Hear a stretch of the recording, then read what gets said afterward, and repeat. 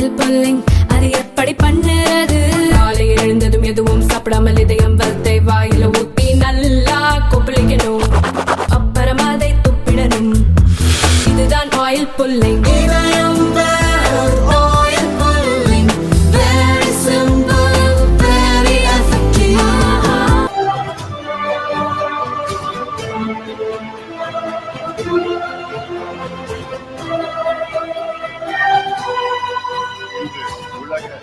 சமூக நீதி நாள்,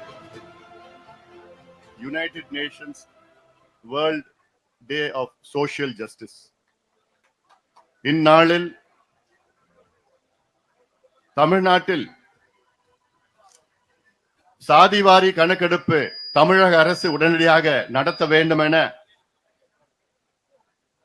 சமூக நீதி கூட்டமைப்பு கட்சிகள் மற்றும் இயக்கங்கள் சார்பில்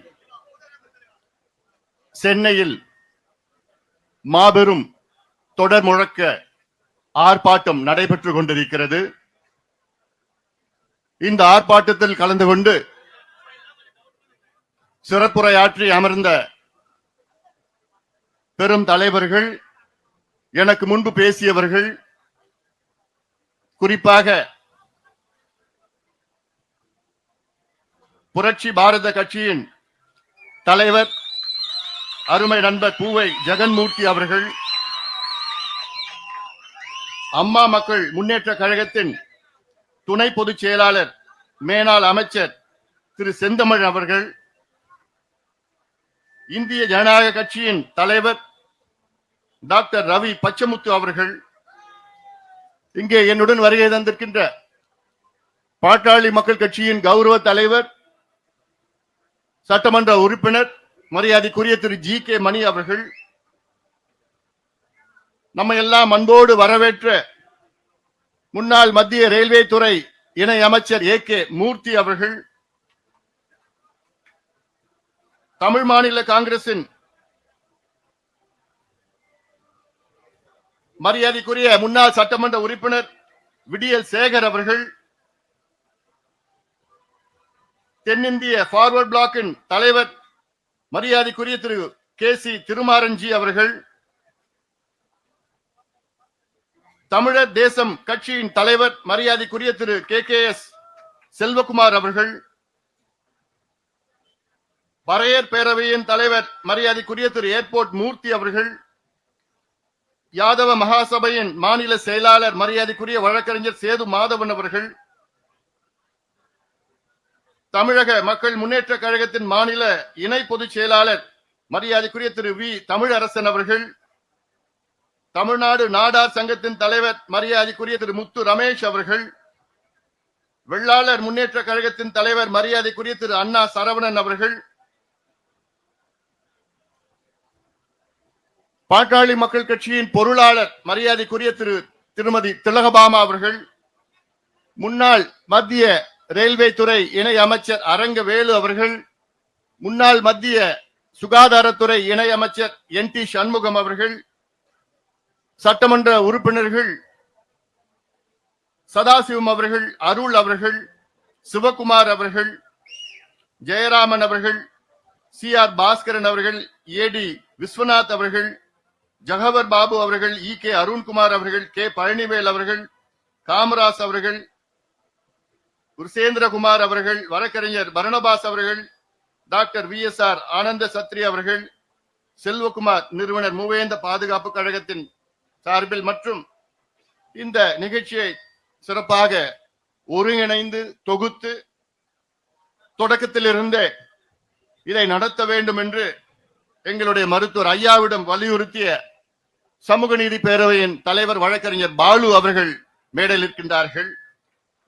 அவர்களுக்கும் இங்கே கொளுத்தும் வெயிலையும் பொருட்படுத்தாமல் நிச்சயமாக எங்களுக்கு சமூக நீதி வேண்டும் என்று எழுச்சி முழக்கத்தோடு வருகை தந்திருக்கின்ற என் உயிரினும் மேலான தமிழ் சமுதாயத்தின் சொந்தக்காரர்களே, ஊடக நண்பர்களே, காவல்துறை நண்பர்களே, மேடையில் இருக்கின்ற ஏனைய தலைவர்களே, உங்கள் அனைவருக்கும் இந்த அன்புமணி ராமதாஸின் பணிவான வணக்கங்கள். 10 நாட்களுக்கு முன்பு சென்னை அக்காட் விடுதியில ஒரு கலந்தாய்வு கூட்டம் நடைபெற்றது. இந்த கலந்தாய்வு கூட்டத்தில் மேடையில் இருக்கின்ற அத்துணை தலைவர்களும் கலந்து கொண்டார்கள். இந்த சந்திப்பின் நோக்கம் தமிழக அரசை தமிழ்நாட்டில் சாதிவாரி மக்கள் தொகை கணக்கெடுப்பு நடத்த வேண்டும் என வலியுறுத்தி தொடர்ந்து அழுத்தம் கொடுக்க வேண்டும் என அந்த கூட்டம் மூலமாக தீர்மானம் செய்து அடுத்த கட்டமாக அடையாள ஆர்ப்பாட்டம் செய்ய வேண்டும் என அந்த கூட்டத்தில் தீர்மானம் செய்யப்பட்டது. அந்த அடிப்படையில 10 நாட்கள் கழித்து, அதாவது இன்று சென்னையிலே ஒரு அடையாள ஆர்ப்பாட்டம் தான் இது. இந்த அடையாள ஆர்ப்பாட்டத்திற்கு நோக்கம் முதலமைச்சர் ஸ்டாலின் அவர்களை எழுப்புவது. அதாவது தூங்குபவர்களை எழுப்பலாம், ஆனால் தூங்குவது போல் நடிப்பவர்களை எழுப்ப முடியாது.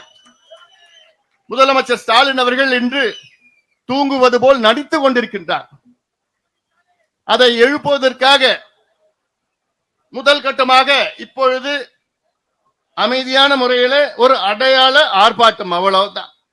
இந்த ஆர்ப்பாட்டத்தில் இங்க இருக்கின்ற நம்முடைய சமூக நீதி கூட்டமைப்பு கட்சிகள் இயக்கங்கள் சார்பில தலைவர்கள் மட்டுமல்ல, ஆயிரக்கணக்கான தொண்டர்கள் இங்கே கூடி முழக்கத்தை எழுப்பி ஸ்டாலின் அவர்களை தட்டி எழுப்ப ஒரு முயற்சி இன்று நடைபெற்றுக் கொண்டிருக்கிறது. இதன் பிறகும் முதலமைச்சர் ஸ்டாலின் அவர்கள் எழவில்லை என்றால் பிறகு அடுத்த கட்டம் தமிழ்நாடு முழுவதும் தொடர் போராட்டங்களை நடத்துவோம். அது தயங்க மாட்டோம். எங்களுக்கு வேண்டியது சமூக நீதி, எங்களுக்கு வேண்டியது எங்கள் உரிமைகள், எங்களுக்கு வேண்டியது நியாயம். ஒரு மாநிலம் வளர்ச்சி அடைய வேண்டும் என்றால் அதில் வெறும் Tidel Park, IT park, mall, பெரிய பெரிய அடுக்குமாடி கட்டிடங்கள், பெரிய பெரிய புதிய விமான நிலையங்கள், பெரிய துறைமுகங்கள், பெரிய ரயில் நிலையங்கள், பெரிய நெடுஞ்சாலைகள் எல்லாம் கட்டினா போதாது. இதற்கு உள்ள வாழ்ந்து கொண்டிருக்கின்ற மக்கள் முன்னேற வேண்டும். அதுதான் உண்மையான வளர்ச்சி.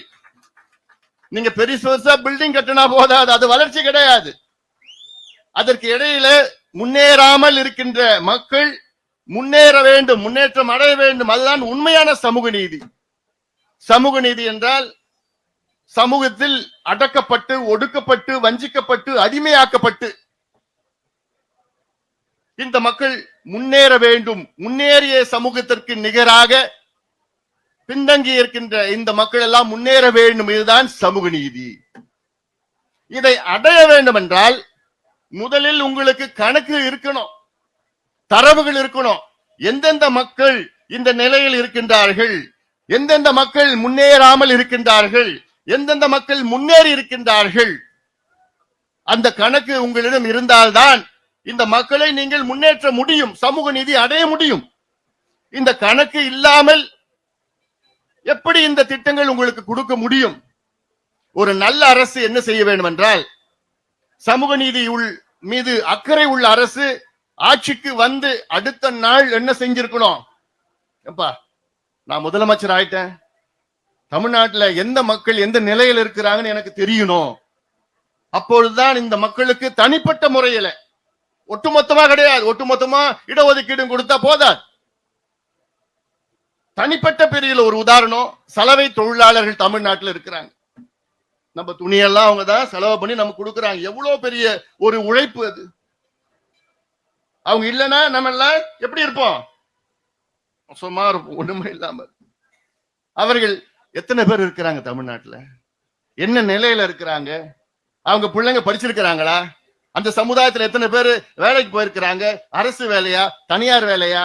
அந்த சமுதாயத்துல எத்தனை பேர் அரசு வேலையில இல்ல உயர் அதிகாரிகள் எத்தனை பேர் ஐஏஎஸ் படிச்சிருக்கிறாங்க, ஐபிஎஸ்ல இருக்கிறாங்களா, ஐஆர்எஸ்ல இருக்கிறாங்களா? அவங்களுக்கு வீடு இருக்குதா, வீட்டுல பாத்ரூம் இருக்குதா, கரண்ட் இருக்குதா?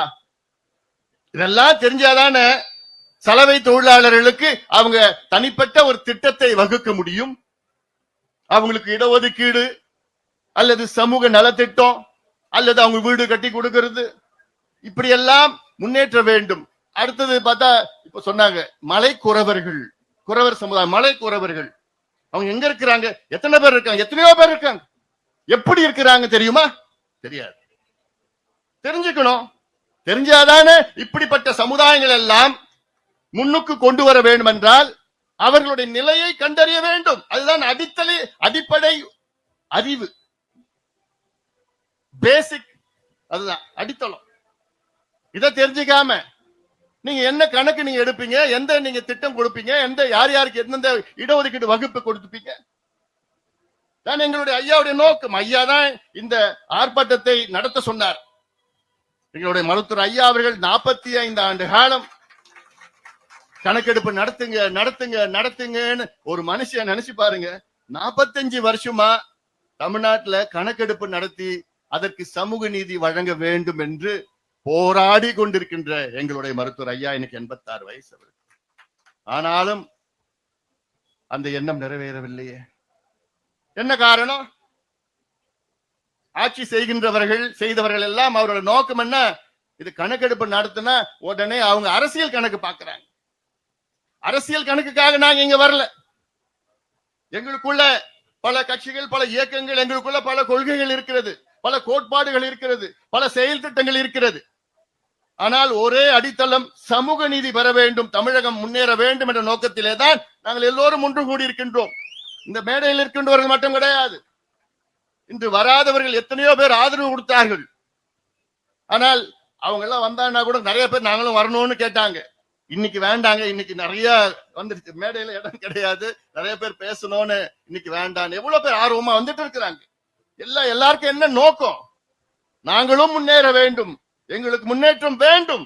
எவ்வளவு காலமா 78 ஆண்டுகள் ஆகிறது விடுதலை அடைந்து. இந்த 78 ஆண்டுகளும் நாங்க முன்னேறலையே, எங்களுக்கு படிப்பு இல்லையே, வேலை இல்லையே அப்படின்னு கதறிக்கொண்டிருக்கின்ற தமிழ் சமுதாயம். ஆக ஒரு நல்ல முதலமைச்சர் என்ன செஞ்சிருக்கணும்?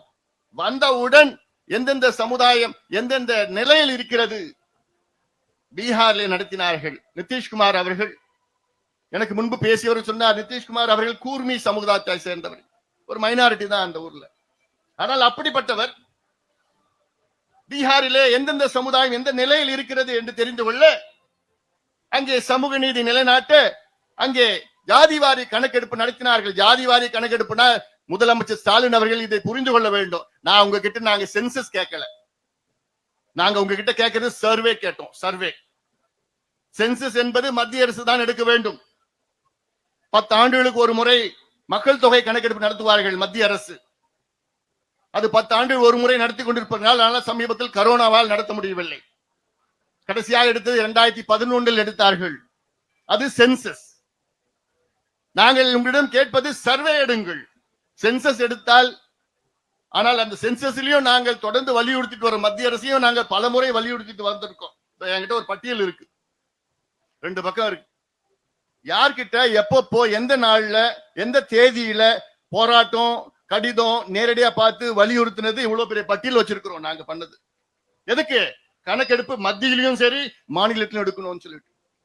மத்தியில கணக்கெடுப்பு நடத்தினாங்கன்னா அது வெறும் தலை கணக்கெடுப்பு தான் வரும்.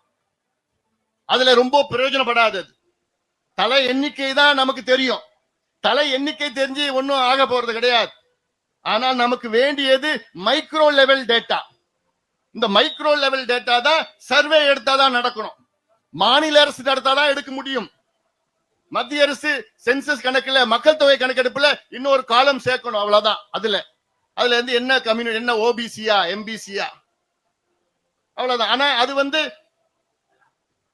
அது தலை கணக்கெடுப்பு தான் வரும், தவிர அங்க திட்டங்கள் தரவுகள் வராது அதுல.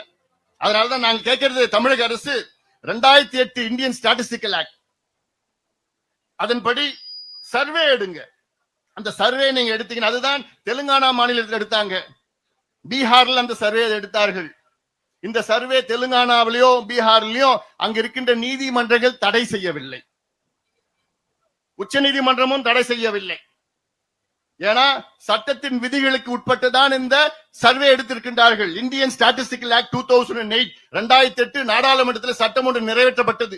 அந்த சட்டத்தின் கீழ் மாநில அரசு கணக்கெடுப்பு நடத்தலாம், மத்திய அரசு கணக்கெடுப்பு நடத்தலாம், உள்ளாட்சி மன்றங்கள் கணக்கெடுப்பு நடத்தலாம். உள்ளாட்சி மன்றங்கள் பஞ்சாயத்து தலைவர் அவங்க பஞ்சாயத்துல ஒரு கணக்கெடுப்பு நடத்தலாம். என்னன்னு, என் பஞ்சாயத்துக்குள்ள எத்தனை வீடு இருக்கு, இந்த வீட்டுல எத்தனை சமுதாயம் இருக்கிறாங்க, அந்தந்த சமுதாயம் எத்தனை பேர் முன்னேறி இருக்கிறாங்க, அரசு வேலையா இல்ல தனியார் வேலையா, எத்தனை பேர் படிச்சிருக்கிறாங்க, எத்தனை பேருக்கு பாத்ரூம் இருக்குது, எத்தனை பேர் கரண்ட் இருக்கு, குடிசை வீடா கல்லு வீடா, எவ்வளவு பெரிய வீடு, நிலம் இருக்குதா, படிப்பு, எதை எல்லாமே கணக்கெடுப்பு நடத்துறதுக்கு யாருக்கு அதிகாரம் இருக்கு?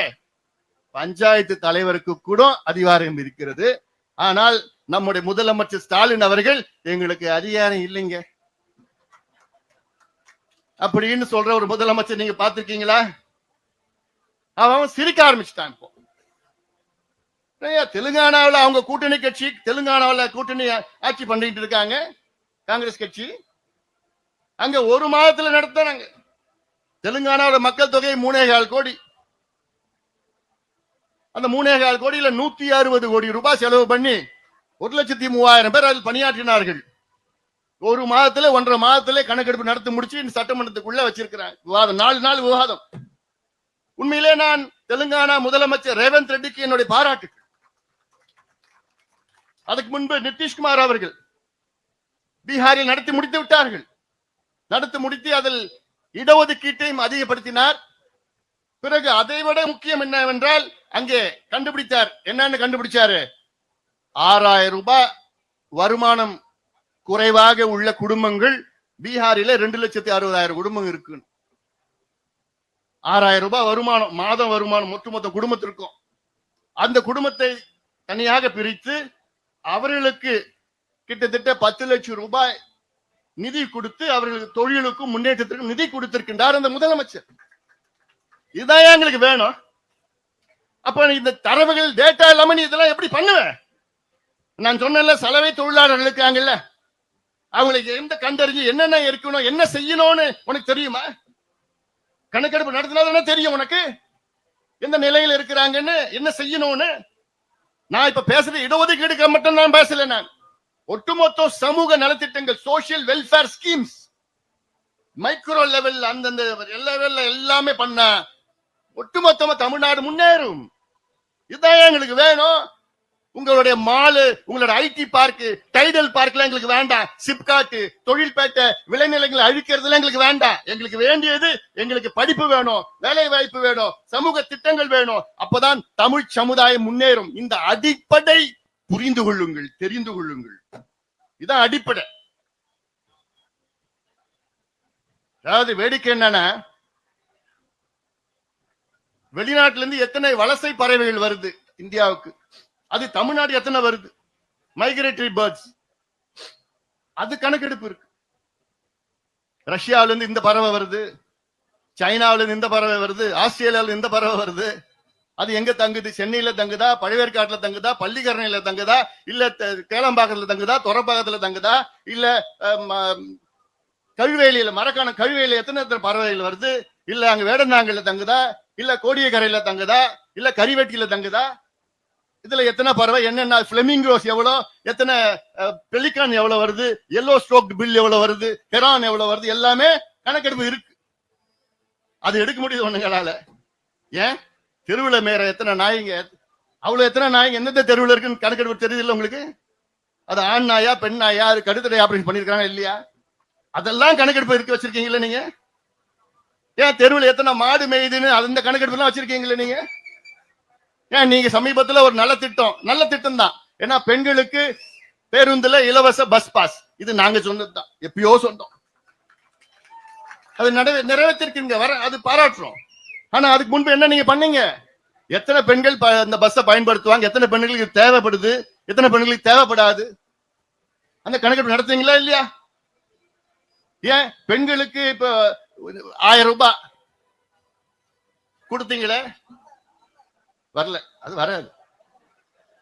அந்த 1000 ரூபாயில மொத்தமா எத்தனை பெண்களுக்கு இன்னைக்கு முதல்ல அதுல ஒரு 2 கோடியே 10 லட்சம் பெண்களுக்கு கொடுக்க போறோம்னு சொன்னீங்க. அதுக்கப்புறம் அதுல 1 கோடியே 25 லட்சம் தான் வரும்னு சொன்னீங்க. அப்ப எந்த கணக்கெடுப்பு நடிகையில இதெல்லாம் செஞ்சீங்க நீங்க? அப்போ இவ்வளோ கணக்கெடுப்பு நடத்துகின்ற தமிழக அரசு இந்த பிள்ளைகள், அடக்கப்பட்ட, ஒடுக்கப்பட்ட, வஞ்சிக்கப்பட்ட, அடிமையாக்கப்பட்ட பிள்ளைகள் எல்லாம் படிப்பதற்கு, அவர்கள் முன்னேறுவதற்கு, வேலை செய்வதற்கு ஒரு கணக்கெடுப்பு நடத்துவதற்கு உங்களுக்கு மனசாட்சி இல்லையா? சட்டம் இருக்கிறது, நியாயம் இருக்கிறது, எல்லாம் இருக்குது, அதிகாரம் இருக்கிறது, நிதி இருக்கிறது, ஆள் இருக்கின்றார்கள், எல்லாம் இருந்தோம் மனசுதான் கிடையாது. ஸ்டாலின் அவர்களுக்கு மனசுதான் கிடையாது.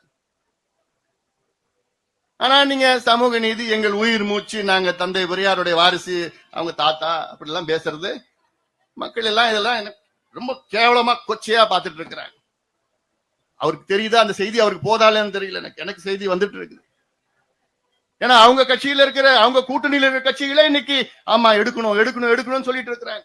இது கூட்டணி பிரச்சனையோ கட்சி பிரச்சனையோ இதான் கிடையாது. இது சமூக நீதி பிரச்சனை. இது சமூக நீதி பிரச்சனை. இது ஏதோ ஒரு ஜாதி, அந்த ஜாதி இந்த ஜாதி இவங்க கேட்டா இவங்களுக்கு இடஒதுக்கீடு அதிகமாகவும் குறையும், அந்த நிலைக்கு நாங்க வரல. அதை விட மிக மிக மிக முக்கியமான ஒரு செய்தி என்ன? தமிழ்நாட்டில் 69 விழுக்காடு இடஒதுக்கீடு நாம் பெற்றுக் கொண்டிருக்கின்றோம். இந்தியாவில எந்த மாநிலத்திலையும் 69 விழுக்காடு எந்த மாநிலத்திலும் கிடையாது. தமிழ்நாட்டில் மட்டும்தான் இருக்கு.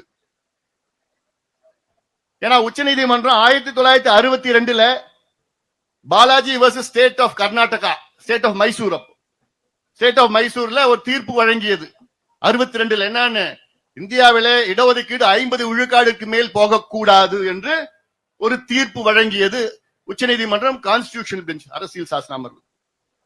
அதன் பிறகு இந்த இடஒதுக்கீட்டை அதிகப்படுத்த முடியவில்லை எந்த மாநிலமும். ஆனால் நம்ம தமிழ்நாட்டில் முதல்ல இடஒதுக்கீடு 41 விழுக்காடா இருந்தது, பிறகு 49 இருந்தது, பிறகு 68 இருந்தது, பிறகு 69 இருந்தது.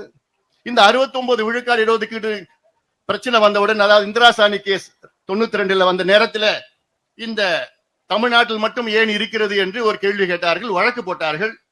உடனடியாக அன்றைய முதலமைச்சர் ஜெயலலிதா அம்மையார் அவர்கள் தமிழ்நாட்டிலே ஒரு சட்டத்தை தனியாக கொண்டு வந்து சட்டமன்றத்தில் நிறைவேற்றி, இந்த தமிழ்நாடு இடஒதுக்கீடு பாதுகாக்கின்ற சட்டத்தை நிறைவேற்றி, இந்த சட்டம் மத்திய அரசை வலியுறுத்தி நாடாளுமன்றத்திலே அரசியல் சாசன சட்ட திருத்தம், கான்ஸ்டிடியூஷனல் அமெண்ட்மெண்ட், இதெல்லாம் சாதாரண விஷயம் கிடையாது. இதெல்லாம் யாராலும் பண்ண முடியாது. இந்த காலத்தில் அதை நினைச்சோடும் பார்க்க முடியாது. அதை செய்தவர் முன்னாள் முதலமைச்சர் ஜெயலலிதா அம்மையார் அவர்கள். நினைச்சும் பார்க்க முடியாது. ஏன்னா அப்போ இவங்க ஆட்சியில் இல்ல, அங்கு காங்கிரஸ் ஆட்சி, நரசிம்மராவ் அவர்கள் அவரை வலியுறுத்தி நாடாளுமன்றத்திலே ஒரு அரசியல் சாசன சட்ட திருத்தம்னா 2/3 மெஜாரிட்டி வேணும். 2/3, 3/2 மக்கள் அங்கே நாடாளுமன்ற உறுப்பினர்கள் அதுக்கு வாக்களிக்கணும். அப்படி செய்து 9வது அட்டவணையிலே தமிழ்நாட்டு சட்டத்தை பாதுகாப்பு வழங்கியது அன்றைய ஆட்சி ஜெயலலிதா அம்மையார். அந்த அம்மா செய்யலனா இன்னைக்கு தமிழ்நாட்டிலே 50 விழுக்காடு தான் இடஒதுக்கீடு நமக்கு கிடைச்சிருக்கும். இவ்வளவு சிரமப்பட்டு நமக்கு இவ்வளவு போராடி காலங்காலமா எத்தனையோ ஆட்சிகள்லாம் கொண்டு வந்த இந்த 69 விழுக்காடு இடஒதுக்கீட்டை இதை ரத்து செய்ய வேண்டும் என பல பேர் நீதிமன்றத்திலே, உச்ச நீதிமன்றத்திலே வழக்கு போட்டிருக்கின்றார்கள். 2007 ஒரு வழக்கு போட்டார்கள். முதல் வழக்கு 1991 போட்டார்கள். பிறகு 2007 வழக்கு போட்டார்கள். அதன் தீர்ப்பு 2010 உச்ச நீதிமன்றத்தில் வந்த நேரத்திலே ஜஸ்டிஸ் கபாடியா தலைமை நீதிபதி அவர் தலைமையில வந்தது. அவர் தீர்ப்பு கொடுத்தார். என்னன்னு 2010 இன்னும் ஓராண்டிற்குள் தமிழகத்தில் சாதிவாரி கணக்கெடுப்பு நடத்தி இந்த 69 விழுக்காடு இடஒதுக்கீட்டை நீங்கள் நியாயப்படுத்த வேண்டும் என்று அரசுக்கு சொன்னார். அப்போது கலைஞர் அரசு. இன்னும் ஒரு வருஷத்துல தமிழ்நாட்டில் நீங்க ஜாதிவாரி கணக்கெடுப்பு நடத்தலன்னா நான் ரத்து பண்ணிடுவேன்னு சொல்லிட்டார். ஆனாலும் அன்று உடனடியாக எங்களோட மருத்துவர் ஐயா அவர்கள் கிட்டத்தட்ட 50 சமுதாய தலைவர்களை வைத்து 1 மணி நேரம் கலைஞரை சந்தித்து அவருடைய கிளாஸ் எடுத்தார். 1 மணி நேரம் கிளாஸ் எடுத்தார். கடந்த கால வரலாறு என்ன, இப்ப என்ன செய்யணும், நீதிமன்றத்தில் என்ன சொல்லியிருக்கிறாங்க, இது ரத்தாயிடும், உடனடியாக செய்யுங்கள். நிச்சயமா நான் செய்யறேன்னு சொன்ன கலைஞர் செய்யல. பிறகு ஆட்சி மாற்றம் வந்தது. ஆட்சி மாற்றம் வந்து ஜெயலலிதா அவருடைய ஆட்சி. அந்த அம்மாவும் போய் ஐயா போய் பார்த்து இந்த மாதிரி வந்துருங்க, உச்ச நீதிமன்றம் ரத்து பண்ணிடுவாங்க, உடனடியாக நீங்க கணக்கெடுப்பு நடத்தலைன்னா ரத்து பண்ணுவாங்க சொல்லி அந்த அம்மாவும் நான் பாக்குறேன்னு சொல்லிட்டாங்க. பிறகு தேதி வந்துடுச்சு. உச்ச நீதிமன்றத்தில் தேதி 1 வருஷம் முடிஞ்சிடுச்சு. முடியறதுக்கு ஒரு நாளுக்கு முன்பு அமைச்சரவை கூட்டத்தை கூட்டி அன்றைய பிற்படுத்தப்பட்ட ஆணையத்தின் தலைவர் நீதியரசர் ஜனார்தனம் அவர்கள் வர வைத்து அவர் பழைய கணக்கெடுப்பு 31 நடந்தது. இந்தியாவில கடைசியா கணக்கெடுப்பு எப்ப நடந்ததுன்னா 1931. அந்த 31 கணக்கெடுப்பு வச்சுதான் இன்னைக்கு நம்ம ஓட்டிட்டு இருக்கிறோம். அப்ப நினைச்சு பாருங்க, 95 வருஷத்துக்கு முன்பு ஒரு கணக்கெடுப்பு நடத்தி, அப்போ என்னன்னா மெட்ராஸ் மாகாணம், மெட்ராஸ் பிரசிடென்சி அப்போ 31ல அந்த கணக்கெடுப்பு பழைய கணக்கு வச்சுதான் நீங்க ஓட்டிட்டு இருக்கிறோம். ஏன்னா இவங்களுக்கு புதுசா எடுக்கிறதுக்கு எனக்கு மனசு இல்லை. அப்படி அந்த பழைய கணக்கெடுப்பு எடுத்து அப்புறம் 85ல அம்பாசங்கர் அவர்கள் எடுத்த கணக்கெடுப்பு இதெல்லாம் வச்சு எக்ஸ்ட்ராபுலேட் பண்ணி ஜனார்தன் அவர்கள் நீதிமன்றத்தில் சட்டமன்றத்தில் அமைச்சரவையில வைத்து அடுத்த நாள் உச்ச நீதிமன்றத்தில் கொடுத்துட்டாங்க. அதை நீதிபதி ஏத்துக்கிட்டு நாங்க ஏத்துக்கிறோம், ஆனாலும் நீங்க கணக்கெடுப்பு நடத்தணும்னு அன்னைக்கு 2011 தீர்ப்புலும் சொன்னாங்க உச்ச நீதிமன்றம். ஆனாலும் இன்னைக்கு வரைக்கும் எடுக்கல. அதன் பிறகு எத்தனையோ முறை வலியுறுத்தினார் ஐயா அவர்கள். ஜெயலலிதா அம்மையாரும் சரி, எடப்பாடி பழனிசாமி அவர்கள் எத்தனையோ முறை சந்திச்சோம். அவங்க கூட நாங்க கூட்டணி போனோம் 2019. அப்ப கூட்டணியின் 10 நிபந்தனைகளில் முதல் நிபந்தனை என்ன? தமிழ்நாட்டில் ஜாதிவாரி கணக்கெடுப்பு நடத்தணும். இதை நான் படிச்சேன்னா எனக்கு 15 நிமிஷம் ஆகும். 1980 இன்னைக்கு வரைக்கும் மத்திய அரசையும் மாநில அரசுகளையும் எத்தனை முறை வலியுறுத்தி போராட்டம் செய்து சந்தித்து அழுத்தம் கொடுத்து கடிதம் கொடுத்து எத்தனையோ முறை, ஏன் இந்த கணக்கெடுப்பு நடத்துவதற்காக. இதுதான் அடிப்படை. கணக்கு இல்லாம நீங்க என்னையா செய்ய முடியும்? உங்களால இருட்டுல நடக்கிற மாதிரிதான் இந்த கணக்கெடுப்பு இல்லாம இருட்டுல போய் என்ன செய்ய முடியும்? கணக்கெடுப்பு நடத்தினாதானே இல்ல உள்ள தெரியும், சப்ஜெக்ட் எல்லாம் தெரியும், என்னென்ன மக்கள் என்ன நிலையில இருக்கிறாங்க. ஐயாவுடைய நோக்கம், எங்களுடைய மருத்துவர் ஐயாவுடைய நோக்கம் என்ன? தமிழ்நாடு முழுவதும் கணக்கெடுப்பு நடத்தி இந்த இடஒதுக்கீடை 100 விழுக்காடு இடஒதுக்கீடுக்காக அனைத்து சமுதாயங்களுக்கும் இது சேர வேண்டும். அவருடைய மக்கள் தொகை ஒரு பக்கம், அடுத்த பக்கம் அவருடைய கல்வி சமூக பின்தங்கிய நிலை, எஜுகேஷன் சோஷியலி பேக்வர்ட்னஸ் ஒரு பக்கம், பாப்புலேஷன் ஒரு பக்கம், 2 எக்ஸ்ட்ராபுலேட் பண்ணி எத்தனை சமுதாயங்கள் இருக்கிறதோ அத்தனை சமுதாயங்களுக்கும் தனித்தனியாக கொடுக்க வேண்டும். இட பங்கீடு அது பேர். 100 மாம்பழம் இருக்கா, 100 மாம்பழத்தை பிரிச்சு கொடுத்துருங்க யாருக்கு தேவைப்படுகிறதோ. அதுதான் உண்மையான சமூக நீதி. அது இதைத்தான் எங்களுடைய மருத்துவர் ஐயா அவர்கள் தொடர்ந்து கோரிக்கை வைத்திருக்கின்றார்கள். வன்னியர்களுக்காக மட்டும் கிடையாது. ஒன்று 69 விழுக்காடு இடஒதுக்கீடை பாதுகாக்க வேண்டும். அந்த வழக்கு இப்போ உச்ச நீதிமன்றத்தில் நிலுவையில் இருக்கு. 2016 ஒருத்தன் கேஸ் போட்டான், 2021 இன்னொருத்தன் கேஸ் போட்டான். 21 கேஸ் போட்டதுக்கு பிறகு அதன் பிறகு அன்றைய முதலமைச்சர் எடப்பாடி பழனிசாமி என்ன பண்ணாரு? இந்த வழக்கு இருக்கு, அந்த வழக்குக்காக நீதியரசர் குலசேகரன் கமிட்டியை போட்டார். எதுக்கு? 69 விழுக்காடு இடஒதுக்கீடை பாதுகாக்க தமிழ்நாட்டில் சாதிவாரி மக்கள் தொகை கணக்கெடுப்பு நடத்த வேண்டும் என்று 2021 அந்த ஆணையத்தை நிறுவினார் முன்னாள் முதலமைச்சர் அவர்கள். திமுக ஆட்சிக்கு வந்தவுடன் என்ன பண்ணிட்டாங்க? அதை மூடிட்டாங்க. மூடறதே உங்களுக்கு வேலை. 3வது முறை ஜாதிவாரி கணக்கெடுப்பு நடத்த 3 முறை அதை நிறுத்தியது திமுக அரசு. தொடர்ந்து கிடையாது. அது வேணாம், அது உள்ள போனோம்னா வேற வரலாறு, அது ரொம்ப நேரம் பேச வேண்டியதா இருக்கு. ஆனா இன்னைக்கு தேவை என்ன? நாங்க எல்லாம் ஒன்னா வந்திருக்கிறோம். நாங்க என்ன ஏதோ மேடையில் இருக்கிறவங்க மட்டும் கிடையாது, ஒட்டுமொத்த தமிழ் சமுதாயமும் எங்கள் பின்னால் இருக்கிறது, காத்துட்டு இருக்கிறாங்க. எங்களுக்கு சமூக நீதி வேணும்னு கேட்டுட்டு இருக்கோம். இந்த பட்ஜெட் 14 தான் ஆரம்பிக்குது. அன்னைக்கே பட்ஜெட்டா? தமிழக முதலமைச்சர் அவர்களுக்கு ஒரு வேண்டுகோள். தமிழ்நாட்டினுடைய பட்ஜெட் கூட்டத்தொடர் வருகின்ற மார்ச் மாதம் 14ஆம் தேதி தொடங்க இருக்கிறது. இந்த கூட்டத்தொடரில் தமிழக அரசு தமிழ்நாட்டில் ஜாதிவாரி கணக்கெடுப்பு நாங்கள் நடத்துவோம் என்று அறிவிக்க வேண்டும். அறிவித்து அதை 1 மாதத்தில் நிறைவேற்ற வேண்டும். இது அவசியமானது, அவசரமானது. அப்படி இந்த கூட்டத்தொடரில் அறிவிக்கவில்லை என்றால் அதன் பிறகு நாங்கள் கூடி, எங்களுடைய கூட்டமைப்பு கூடி தமிழ்நாடு முழுவதும் தொடர் போராட்டங்களை நாங்கள் நடத்துவோம். தொடர் போராட்டங்கள், ஏதோ ஒரு போராட்டம் கிடையாது. தமிழ்நாடு முழுவதும் அந்தந்த பகுதியில் என்ன செல்வகுமார் ரெடியா?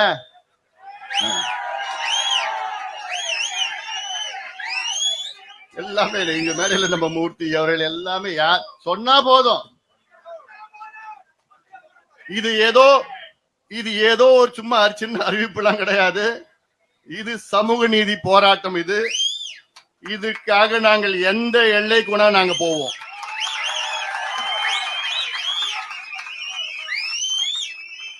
அதனால உடனடியாக தமிழக அரசு இதை அறிவிக்க வேண்டும். ஏனென்றால் தமிழ்நாட்டில் திமுகவை தவிர மற்ற அத்துணை கட்சிகளும் தமிழக அரசு ஜாதிவாரி கணக்கெடுப்பை நடத்தலாம் என்று அறிக்கை விட்டிருக்கின்றார்கள், கோரிக்கை விட்டிருக்கின்றார்கள். தமிழக அரசுக்கு அதிகாரம் இருக்கிறது என்றெல்லாம் கோரிக்கை வைத்திருக்கின்றார்கள். எல்லா கட்சியும், இவங்க கூட்டணி கட்சியும் சரி. அதனால இதை இன்னும் நாங்கள் பொறுமையாக இருக்க மாட்டோம். இது எங்களுடைய உரிமை பிரச்சனை. இந்த கணக்கெடுப்பு நடத்தினால்தான் தமிழக மக்கள் முன்னேறுவார்கள், தமிழகம் முன்னேறும். இதுதான் சாதாரண ஒரு பேசிக் ஃபார்முலா. இதுதான் ஏன் முதலமைச்சர் அவர்கள் நடத்த மாட்டாரு? என்ன காரணம் யாருக்கா தெரியுமா? என்னப்பா அவருக்கே தெரியாதா?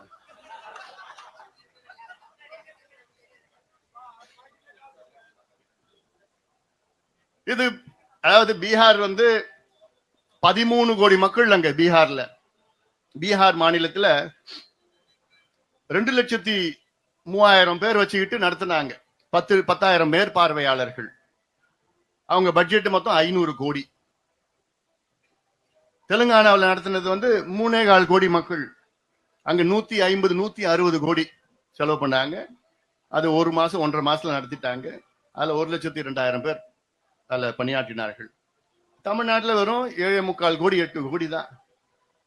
பீகாரோட மிக குறைவான மக்கள் தொகை, ஆளுங்க தான் இருக்கிறாங்க, எல்லாம் இருக்குது. நிதியும் பிரச்சனை கிடையாது, நிதியும் இருக்குது. என்ன ஒரு 200-300 கோடி தான் ஆகும். அது அரசாங்கத்துக்கு அது பெரிய பணம் கிடையாது. இது நடத்திட்டு இது எல்லாமே கோரிக்கை வச்சிருக்கிறாங்க. ஆனா எனக்கு ஏத்துக்க முடியாது. என்ன தெரியுமா? முதலமைச்சர் சொல்றது எங்களுக்கு அதிகாரம் இல்லை. சட்டமன்றத்துல ஒரு முதலமைச்சர் பொய் சொல்லி இருக்கிறது நீங்க பாத்திருக்கீங்களா? இதற்கு சட்டமன்றத்துல முதலமைச்சர் 2 பொய்யே சொல்லியிருக்கிறார். இது இந்த சம்பந்தமா ஒரு பொய் என்ன சொல்லியிருக்கிறாரு? சட்டமன்றத்துக்குள்ள தமிழக அரசுக்கு ஜாதிவாரி கணக்கெடுப்பு நடத்த அதிகாரம் கிடையாதுன்னு ஒரு பொய்யை சொல்லியிருக்கிறார். பிறகு எப்படி தெலுங்கானா எடுத்துனாங்க? பீகார் எப்படி நடத்தினாங்க? கர்நாடகா எப்படி நடத்தினாங்க? ஆந்திரா எப்படி நடத்துறாங்க? ஒடிசா எப்படி நடத்துறாங்க? ஜார்க்கண்ட் எப்படி நடத்துறாங்க? சத்தீஸ்கர் எப்படி நடத்துறாங்க? ராஜஸ்தான் எப்படி தொடக்கி நிற்கிறாங்க? இவ்வளோ மாநிலங்களுக்கு அதிகாரம் இருக்கு. ஆனா தமிழ்நாட்டுக்கு மட்டும் அதிகாரம் இல்லையா? ஏன்னா தமிழ்நாடு சைனாவில் இருக்குது.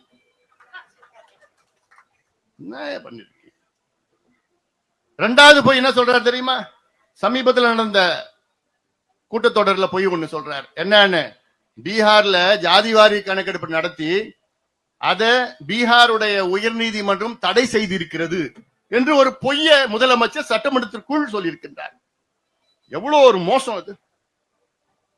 இந்தியாவில் எந்த மாநிலத்திலையும் எந்த நீதிமன்றமும் ஜாதிவாரி கணக்கெடுப்பை தடை செய்யல, பீகார் உட்பட. பீகார் உயர்நீதிமன்றம் பீகாரில் எடுத்த ஜாதிவாரி கணக்கெடுப்பை தடை செய்யல. ஜாதிவாரி கணக்கெடுப்பை வைத்து அங்கே இடஒதுக்கீடை உயர்த்திருக்கின்றார்கள். அதை தடை செய்திருக்கிறது, ஸ்டே கொடுத்திருக்கிறது. என்னன்னா அவங்களுடைய கணக்கு என்னன்னா, அதை சரியான முறையிலே நீங்கள் நியாயப்படுத்தலன்னு தான், வேற எதுவும் கிடையாது.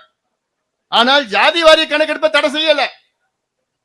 பீகார்ல ஜாதிவாரி கணக்கெடுப்பு நடத்தி அதில் நல திட்டங்கள் வழங்கியிருக்கின்றார் முதலமைச்சர் நிதிஷ்குமார் அவர்கள். அந்த திட்டத்தை யாரும் அங்கே நீதிமன்றம் தடை செய்யல. எவ்வளவோ திட்டங்கள் கொடுத்திருக்கிறாங்க, சோசியல் வெல்ஃபேர் ஸ்கீம்ஸ் கொடுத்திருக்கிறாங்க. எதையுமே தடை பண்ணல. அங்க உயர் நீதிமன்றமும் சரி, டெல்லியில் இருக்கிற உச்ச நீதிமன்றமும் தடை பண்ணல.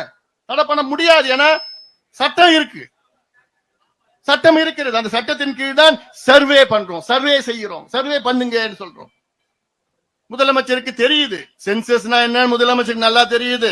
சர்வேனா ரெண்டுமே தெரியுது. ஆனா இவரு நம்ம கிட்ட பொய் சொல்லிக்கிட்டு எங்களுக்கு அதிகாரம் இல்லை, அதிகாரம் இல்லை, அதிகாரம் இல்லைன்னு சொல்லிட்டு பொய் சொல்லிட்டு இருக்கிற முதலமைச்சர் ஸ்டாலின் அவர்களே, பொய் சொல்வதை நிறுத்திக் கொள்ளுங்கள்.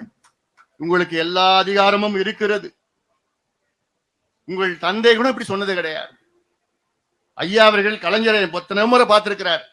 கலைஞர் அவர்கள் நான் செய்யறேன் தான் சொன்னார் தவிர எங்களுக்கு அதிகாரம் இல்லைன்னு நான் சொல்லல. ஜெயலலிதா அம்மையாரும் சரி எங்களுக்கு அதிகாரம் இல்லைன்னு நான் சொல்லல. எடப்பாடி பழனிசாமி அவர்களும் சரி எங்களுக்கு அதிகாரம் இல்லைன்னு நான் சொல்லல. எம்ஜிஆர் அவர்களை சந்தித்த போது எங்களுக்கு அதிகாரம் இல்லைன்னு நான் சொல்லல. நாங்க செய்யறோம் தான் சொன்னாங்க தவிர எங்களுக்கு அதிகாரம் இல்லைன்னு எந்த முதலமைச்சரும் சொல்லல.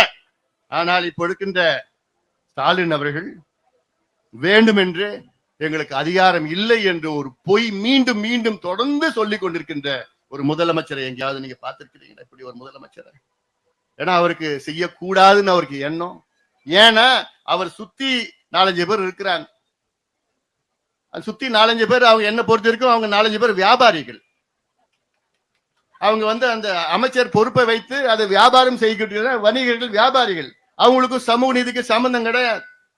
அவங்கதான் முதலமைச்சரை பார்த்து ஐயோ நீங்க கணக்கெடுப்பு நடத்துனீங்கன்னா அப்புறம் இந்த ஜாதி இத்தனை சீட்டு கேட்பான், இந்த ஜாதி இத்தனை எம்பி கேட்பான், இந்த ஜாதி இத்தனை மாவட்ட செயலர் கேட்பாங்கன்னு ஒரு தவறான ஒரு கருத்தை அவங்க அவர்கிட்ட சொல்லி விட்டுறாங்க. அப்படிதான் நான் நினைச்சிட்டு இருக்கேன். அதனாலதான் நான் எடுக்க மாட்டேன் பிடிவாதத்தில் இருக்கின்றார். ஆக முதலமைச்சர் அவர்களே உடனடியாக எடுங்கள். இன்னொன்னு, இன்னைக்கு துல்லியமா எந்தெந்த ஊர்ல, எந்தெந்த கிராமத்துல, எந்தெந்த தெருவுல, எந்தெந்த சமுதாயம் இருக்கு, அந்தந்த வீட்டுல எத்தனை பேர் இருக்கிறாங்கன்னு துல்லியமா பட்டியல் வச்சிருக்காங்க. யார் தெரியல? திமுக தான். தேர்தல் நேரத்தில் வச்சிருக்காங்கல்ல, தெரியல உங்களுக்கு? எலெக்ஷன் வந்தா போதும் பட்டியல் எடுத்துருவாங்க. அந்த பட்டியல்ல இந்த தொகுதியில, இந்த ஒன்றியத்துல, இந்த கிராமத்துல, இந்த தெருவுல, இந்த வீட்டுல, இந்த ஜாதி, இந்த ஜாதிக்கு எத்தனை ஓட்டு, இந்த கட்சிக்கா, அந்த கட்சிக்கா, அந்த பக்கத்து வீடு எத்தனை ஓட்டு, எல்லாமே நீங்க வச்சிருக்கிறீங்கல்ல. அதெல்லாம் எடுக்க முடியுது உங்களுக்கு ஓட்டுக்கு காசு கொடுக்கறதுக்கு. ஆனா சமூக நீதி படிப்புக்கும் வேலைக்கும் நாங்க கேட்டுட்டு இருக்கிறோம், இவ்வளவு காலமா கேட்டுட்டு இருக்கிறோம். அதுக்கு உங்களால கொடுக்க முடியாது. எங்களோட நோக்கம் என்ன? நாங்க பின்தங்கி இருக்கின்றோம், பாதாளத்தில் இருக்கின்றோம், சமூகத்தில் அடக்கப்பட்டு, ஒடுக்கப்பட்டு, வஞ்சிக்கப்பட்டு, தாழ்த்தப்பட்டு இருக்கின்றோம். நாங்களும் முன்னேற வேண்டும், நாங்களும் முன்னேற வேண்டும். இதான் எங்களோட நோக்கம். எங்களை நீங்க எல்லாம் ஓட்டுக்கு வச்சிருக்கீங்களே, வாக்கு வங்கிகளா வச்சிருக்கிறீங்களே. நம்முடைய ஜெகன்மூர்த்தி சொன்னார், நாங்க என்னையா கேட்டோம்? பிள்ளைங்களுக்கு நல்ல முன்னேற்றம் வேண்டும், பிள்ளைங்களுக்கு படிப்பு வேணும், வேலை வாய்ப்பு வேண்டும், சுயமரியாதையுடன் வாழ வேண்டும். தான் எங்கள் ஐயாவுடைய அடிப்படை கொள்கை. எங்களுடைய கொள்கை வழிகாட்டிகள் அண்ணல் அம்பேத்கர், தந்தை பெரியார், கால்மார்க்ஸ் அவர்கள், புரட்சியாளர் கால்மார்க்ஸ் அவர்கள். அதன்படிதான் நாங்கள் எங்களை வழி நடத்தி கொண்டிருக்கின்றார் மருத்துவர் ஐயா அவர்கள். எங்கேயாவது இங்க பிரச்சனை சின்ன சின்ன பிரச்சனை வந்துன்னா உடனே எனக்கு போன் பண்ணுவார். அண்ணா என்ன இது மாதிரி இருக்கு, இல்ல அங்கிட்ட நான் அவருக்கு போன் பண்ணுவேன், எங்க பாருங்க அங்க கொஞ்சம் ஏதோ பிரச்சனைங்க, கொஞ்சம் அது பெருசாக்கமா பார்த்து. அது உணர்வுபூர்வமா, 2 பேரும் உணர்வுபூர்வமா இந்த கருத்து எங்கள் மனதிற்குள் இருக்கிறது.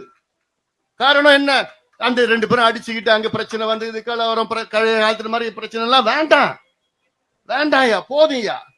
இதை தூண்டு விடுவது யாரு? திமுக. அது நெருப்பை போட்டு கொளுத்தி விட்டுட்டு அதுல எண்ணெயை ஊத்துவான், தினம் ஊத்திட்டு இருப்பான். எல்லாம் ஒன்னா சேர்ந்துட்டுன்னா அவங்களுக்கு வேலை கிடையாது, வேற எங்கேயாவது பார்த்துட்டு வேலையை பார்த்துட்டு போகணும். அதனால்தான் இவ்வளவு சூழ்ச்சிகள், இவ்வளவு பிரச்சனைகள். சின்ன பிரச்சனை உடனே பெருசாக்கி அதான் வேண்டாம். அதனால இந்த நோக்கம் தான் எங்களோட நோக்கம். அதான் மீண்டும் மீண்டும் சொல்வது என்ன? சமூக நீதி, சமூக நீதி. நாங்களும் வாழ வேண்டும், நாங்களும் முன்னேற வேண்டும், நாங்களும் ஆள வேண்டும். நாங்களும் என்றால் என்ன? அத்தனை பேரும் தமிழ் சமுதாயம் ஆள வேண்டும். பாதாளத்தில் இருக்கின்றோம், பெரிய எண்ணிக்கையில் இருக்கின்றோம். ஆனால் எந்த முன்னேற்றமும் எங்களுக்கு இல்லை. இந்த முன்னேற்றமும் எங்களுக்கு இல்லை. அதுக்காகத்தான் இங்கே நாங்கள் வந்திருக்கின்றோம், கூடியிருக்கின்றோம். இதையாவது செய்ய வேண்டும். 69 விழுக்காட்டு இடஒதுக்கீட்டை பாதுகாக்க வேண்டும். தமிழ்நாட்டில் 100 விழுக்காடு இடஒதுக்கீடு. அந்த சமுதாயத்துடைய எண்ணிக்கை ஒரு பக்கம், அந்த சமுதாயத்துடைய கல்வி சமூக பின்தங்கிய நிலை ஒரு பக்கம். இதை வைத்து அனைவருக்கும் சமூக நீதி வழங்க வேண்டும், அனைவருக்கும் இடஒதுக்கீடு வழங்க வேண்டும் என்ற நோக்கத்திலேதான் இந்த சமூக நீதி கூட்டமைப்பை மருத்துவர் ஐயா அவர்கள் உருவாக்கி இருக்கின்றார்கள். ஐயாவுடைய கனவு தமிழ் சமுதாயம் தமிழ்நாட்டில் முன்னேற வேண்டும், தமிழ் சமுதாயம் தமிழ்நாட்டில் ஆள வேண்டும். அப்படி ஆண்டால்தான் உண்மையான சமூக நீதி. ஏன்னா எங்களுக்குள்ள மனசுக்குள்ள ரத்தத்துக்குள்ள ஊறி இருக்கு சமூக நீதி. சும்மா வெறும் நாக்களை மட்டும் தான் நாங்க பேசல, மத்தவங்க திமுக போன்று வெறும் நாக்களை பேசவில்லை. எங்களுக்கு ரத்தத்துல ஊறி இருக்கு சமூக நீதி. எல்லாருக்கும் சமம், எல்லாருக்கும் சமமான நீதி, எல்லாருக்கும் முன்னேற்றம் வேண்டும் என்ற நோக்கத்திலேதான் இந்த கூட்டமைப்பை உருவாக்கி இது ஒரு அடையாள ஆர்ப்பாட்டத்தை இங்கு நடத்தி கொண்டிருக்கின்றோம். இந்த அடையாள ஆர்ப்பாட்டத்திற்கு இங்கே வருகை தந்திருக்கின்ற என்னுடைய அத்துணை தமிழ் சமுதாய தலைவர்கள், என்னுடைய அத்துணை பேரும் என்னோட நண்பர்கள் தான். இங்கே வருகை தந்திருக்க அத்தனை பேருக்கும் என்னுடைய நன்றி கலந்த வாழ்த்துக்கள், பாராட்டுகளை நான் தெரிவித்துக் கொள்கின்றேன். ஏன்னா இது அரசியலுக்காக நாங்க செய்யல. ஏன்னா சில பேர் இது ஓஹோ இது வருமா கூட்டணி அப்படி இப்படியான எங்களுக்கு ஒருமித்த கருத்து இந்த சமூக நீதி. பிற்காலத்துல எப்படி வருவோம்னு அது தெரியாது. இன்னைக்கு நாங்க இந்த பிளாட்ஃபார்ம்ல அடித்தளத்துல சமூக நீதி வேண்டும், எங்களுக்கு இடஒதுக்கீடு வேண்டும், எங்களுக்கு கணக்கெடுப்பு நடத்த வேண்டும், உடனடியாக நடத்துங்கள், உடனடியாக அறிவியுங்கள், இந்த பட்ஜெட் கூட்டத்தொடரிலே தமிழக அரசு அறிவிக்க வேண்டும் என வலியுறுத்தி இந்த ஆர்ப்பாட்டத்தை நாங்கள் நடத்தி கொண்டிருக்கின்றோம். இங்கே வருகிற அத்துணை என்னுடைய உயிரிழமையான தமிழ் சொந்தக்காரர்களுக்கு என்னுடைய நன்றியை தெரிவிக்கின்றேன். தமிழக அரசு இந்த பட்ஜெட் கூட்டத்தொடரில் அறிவிக்கவில்லை என்றால் அடுத்தடுத்து உடனடியாக பல கட்ட போராட்டங்களை தொடர்ந்து நாங்கள் நடத்தி கொண்டே இருப்போம். எங்களுடைய இலக்கு அடைகின்ற வரையில் தொடர்ந்து நாங்கள் நடத்தி கொண்டே இருப்போம் என்று இந்த செய்தியோடு நன்றியோடு அமர்கின்றேன். வணக்கம்.